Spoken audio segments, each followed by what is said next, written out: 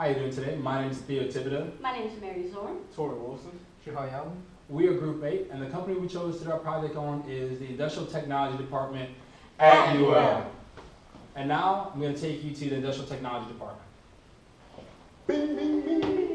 That's super cheesy. And we're coming to you from Rougeau Hall, the home of the Industrial Technology Department and part of the College of Engineering here at the University of Louisiana Lafayette. The system administrator for the Industrial Technology Department is Harvey Osborne, and the IT department is on the second floor of Rougeau, so we're going to take you there.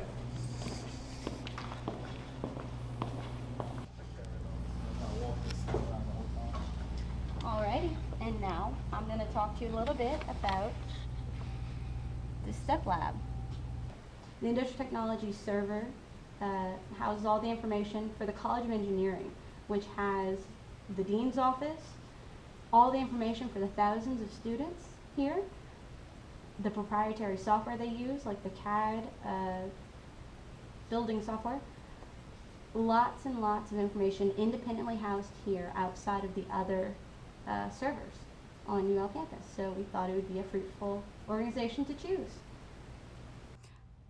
Okay, right now we're coming to you from room 213, which is one of these STEP labs that is serviced by the Industrial Technology Systems Administration organization.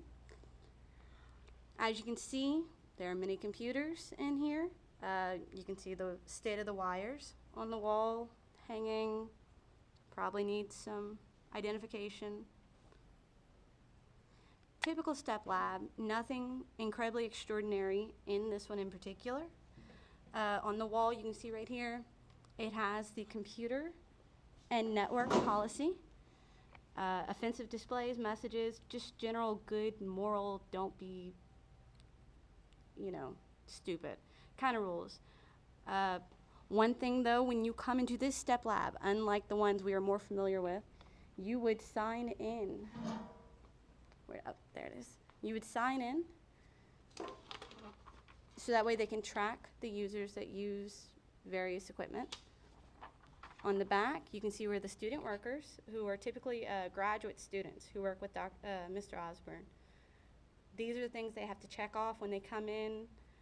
By and large, their duties are dealing with these STEP labs. So, and at last we arrive at the Office of Industrial Technology, where I am employed. And also, this is the System Administrator's office, Harvey Osborne, and he also in there has a spot for his intern, in which he uses, to house all their information, and that's where they get all their business taken care of. Mm-hmm. To do this, yeah. to do the intro thing again. Group 8. All right. So, if you continue walking, we're going to reach the server room, which is right down this hall. Okay.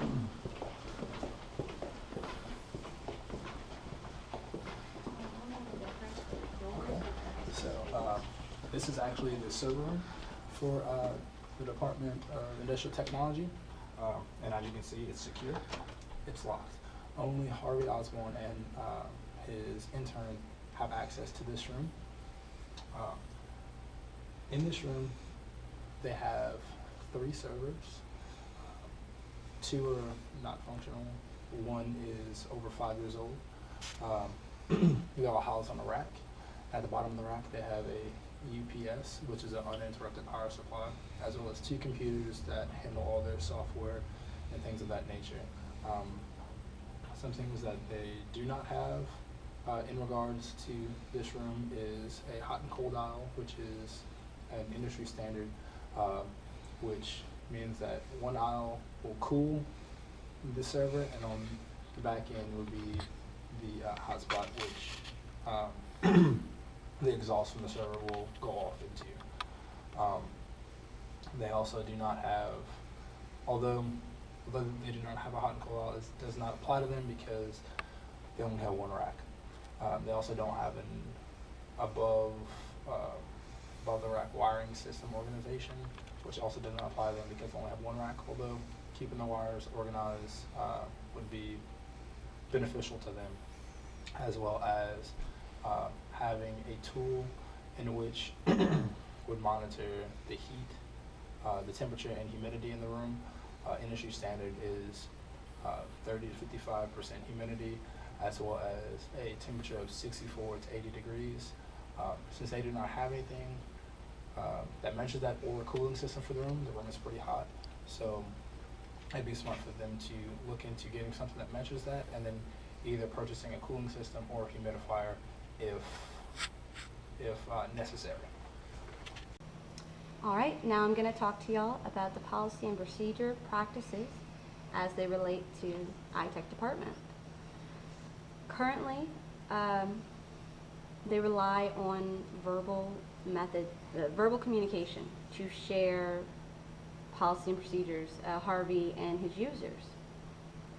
That works for them because he is the only employee servicing the engineering department, but it is not a good long-term solution because it makes it difficult for his graduate student or users in the building who may need information. There's no central location to find physical copies of the policy and procedures as they exist, all of, like, as a whole document. You can't go find it somewhere, you don't know where to look. And that leads to confusion. It leads to Harvey kind of being the only one who knows what's going on, so he really can't take breaks or get help. It makes it harder for others to help him. The reason why he doesn't, and he relies on the verbal communication, is because ITech, as an IT infrastructure, exists as one part of the University of Louisiana's larger IT infrastructure as a whole, enterprise. It has its own independent hardware, which I mentioned previously, servers, and it has its own independent staff, Harvey. But the policy and procedures are still delegated, mandated, and maintained by the university as a whole for all the various IT networks on campus. Due to the policies and procedures being delegated and mandated by the University of Louisiana Lafayette as a whole for everyone, people who would want to find it and knew where to look can go to louisiana.edu online. And here they can type in policies, IT, set procedures. I'm sure there's ways you can go through the menus, but I typically like to search.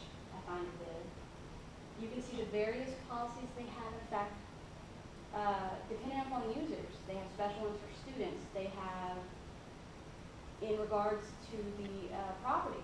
And I'm sure there's an aspect of that that goes with the hardware related to the IT infrastructure. Lots and lots and lots of policies to be found, easily available, so long as the network is available on campus, if a user would need and know to look there. Unfortunately, it makes you in a bit of a rough situation if ever the internet goes down because the servers aren't working, and you need to look at the executable steps on how to get the servers back working, because there's no, for Rougeau Hall, because there's no physical documentation on site. Hopefully Harvey is present that day. The Operations Division is responsible for the installation and maintenance of the IT infrastructure. The server room holds 3 servers, 2 of which are not functional, and the only remaining one that is functional is over 5 years old. Another problem is the hardware labeling. Hardware is not labeled with its item name or IP address. However, Harvey does have a grad student developing software to use a barcode scanner to help with inventory. The ITech department doesn't have a very professional management and ticketing system. Mr. Harvard takes everything by himself. And also, for the help desk, they just have 1 graduate student who can support for each step lab. And they don't have a physical location for the help desk. All right, so now we're going to tell you what we recommend for the Industrial Technology Department here at the University of Louisiana Lafayette. As far as the server room is concerned, we recommend that they take the uninterrupted power supply off from the bottom rack and move it up a couple spots on the rack. We also recommend that they keep the wires organized and get something that gauges the temperature and humidity for the room. After they get that, they can see if it falls outside of the ranges that I stated earlier in this video, and they can see if they need to purchase a cooling system or a humidifier or both for the server room. In regards to policy and procedure, I recommend that they invest in software that would aid them in establishing documentation standards, preferably one that publishes online like the wiki services. They're free and open source, so that enterprise and regular users would be able to be updated frequently on various tasks. In regards to the operation group, we advise that they label all hardware equipment such as PCs and servers with their item name and IP address, and also label each cable. We also recommend that they strictly enforce a policy in which they keep track of the servers and PCs that depreciate over time, so that they won't be prolongedly used and eventually die out.